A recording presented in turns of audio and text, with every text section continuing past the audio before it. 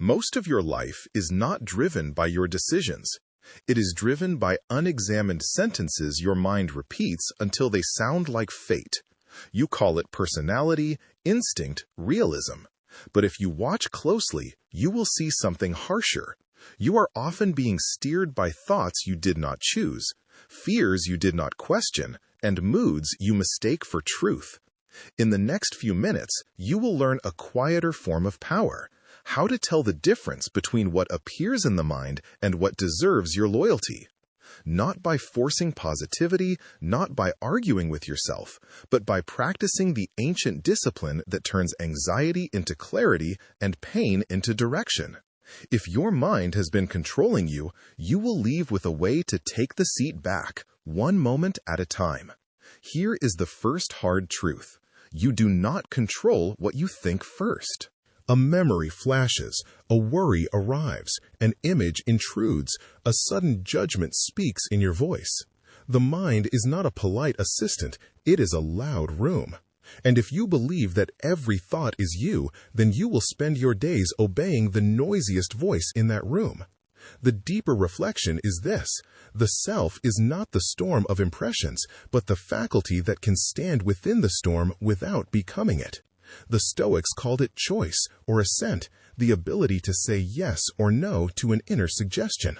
They did not promise a silent mind. They promised a mind you do not have to worship. What controls you is not the arrival of a thought, but the moment you kneel to it and call it a command. A practical example appears every morning on a phone screen. You wake, and before you have met the day, you meet the world's opinions, the world's emergencies, the world's curated lives. A small tightening in the chest becomes, "I'm behind." A headline becomes, "Everything is falling apart." A message left on read becomes, "I'm not valued." Nothing external forced these conclusions into reality. Your mind supplied the story faster than you could notice. And the story, once believed, becomes the day.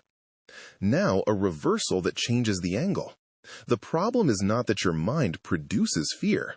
The problem is that you expect a human mind to produce only peace.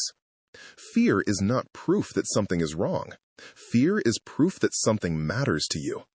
The question is whether fear is a wise advisor or a reckless ruler. Another hard truth. Much of what you call control is actually avoidance wearing a respectable name. You plan obsessively. You rehearse conversations. You replay mistakes. You try to predict every outcome, then call it responsibility. But beneath that effort is often one trembling desire to never feel uncertainty. And the price of that bargain is high. You trade aliveness for management. The deeper reflection is that freedom is not the absence of discomfort. It is the ability to act well while discomfort is present. Epictetus drew a clean line. Some things are up to you, and some are not. If you cross that line with your hopes, your identity, your peace, you become a servant to weather. If you place your dignity on your own judgment and conduct, you become surprisingly unshakable. The practical example is failure, the kind that stains. You work hard and still lose the job. You try and still get rejected. You speak and still get misunderstood. The mind rushes in to declare, "This means I'm not enough."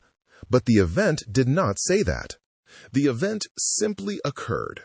The humiliation is real, the disappointment is real, yet the verdict is optional. You can choose a different sentence. "This is painful, and I will respond with courage." That one sentence changes not the facts, but your position inside them. Another reversal.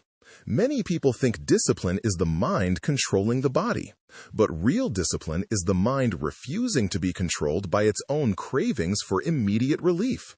The tyrant is not the body. The tyrant is the impulse that says, "Anything but this feeling." Here is a hard truth that stings because it is ordinary. You are not exhausted only by what happens to you. You are exhausted by the arguments you conduct in your head about what should not be happening. You do not suffer once, you suffer twice. First from the event, then from the mind's refusal to allow the event to be real. The deeper reflection is not passive resignation. It is precise acceptance. Acceptance says, this is what is here. It does not say, this is good. When Marcus Aurelius wrote about meeting difficulty with a steady face, he was not romanticizing pain. He was refusing to multiply it with drama. The mind that stops fighting reality gains energy for the only fight that matters: how to live now. The practical example is a delayed flight, a broken plan, an illness that interrupts your calendar. Watch what happens inside. The mind begins to demand a different world, as if demanding could rewrite physics. Then the body pays the bill: tight jaw, shallow breath, anger that has nowhere to go. But if you practice the simple Stoic move, name what is not yours to command, you can reclaim the moment. I cannot control the delay. I can control whether I become cruel, whether I spiral, whether I waste the hours. This is not small. This is the shape of a life. If this is speaking to you, subscribe so you can return to these ideas when the day gets loud, and leave a thoughtful comment about one situation where you want more inner freedom. Not a quote, your real life. Your example may help someone else find their footing. And now we cross a quieter threshold, because the question changes. It is no longer, does your mind control you? It becomes, what would it mean to befriend the mind without surrendering to it? Hard truth: your mind will use your own voice to deceive you. It will speak with certainty when it has none. It will say, this anxiety is intuition, when it is only fear asking for reassurance. It will say, this anger is strength, when it is only pain demanding an enemy. If you believe every confident thought, you will live under a persuasive liar who happens to live inside you. The deeper reflection is that the mind is a tool shaped by evolution and habit, not a moral authority. It is excellent at scanning for threat. It is terrible at knowing what is truly worth your life. So the task is not to defeat the mind, but to educate it by teaching yourself which thoughts deserve assent. This is why the Stoics practiced attention. Not mystical attention, not vague mindfulness, but steady observation. An impression has appeared. I will examine it before I agree. A practical example: you feel anxiety before speaking, before a meeting, before making a decision. The mind says, if I fail, it will be unbearable. But you have failed before, and it did not destroy you. What was unbearable was the story you told about what failure meant.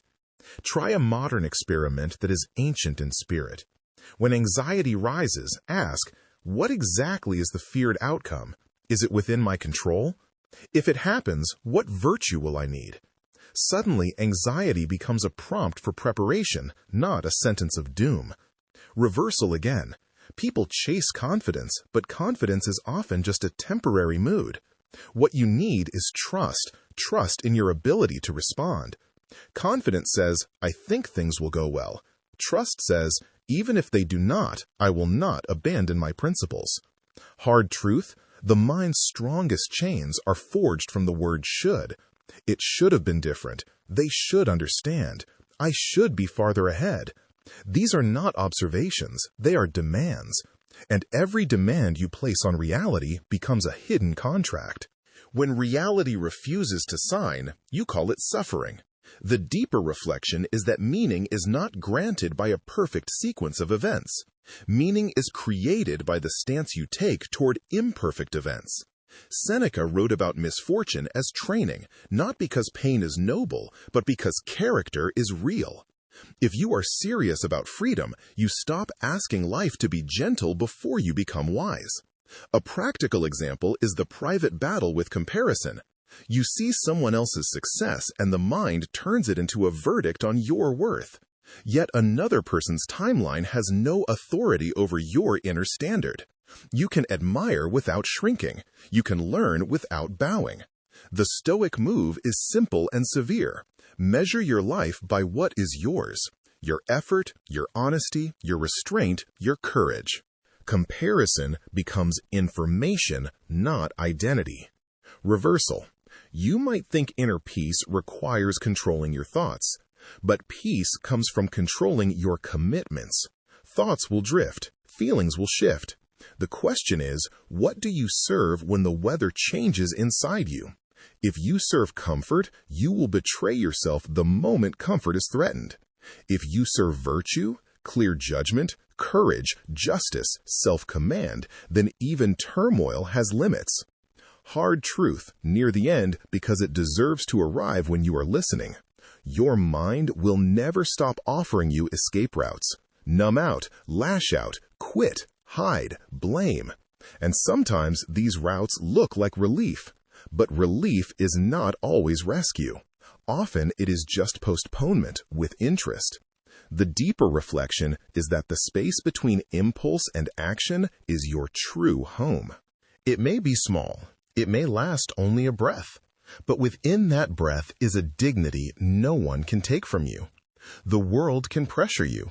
People can misunderstand you. The past can ache. Yet the final permission, what you agree with, what you become, remains yours unless you hand it away. A practical way to live this is almost disappointingly simple. When a thought arrives that tightens your chest, do not wrestle it. Label it a worry, a judgment, a craving, a memory. Ask, is it true? Is it useful? Is it mine to control? Then choose one act of alignment, a calm sentence, a patient response, a difficult task started, an apology offered, a walk taken without your phone.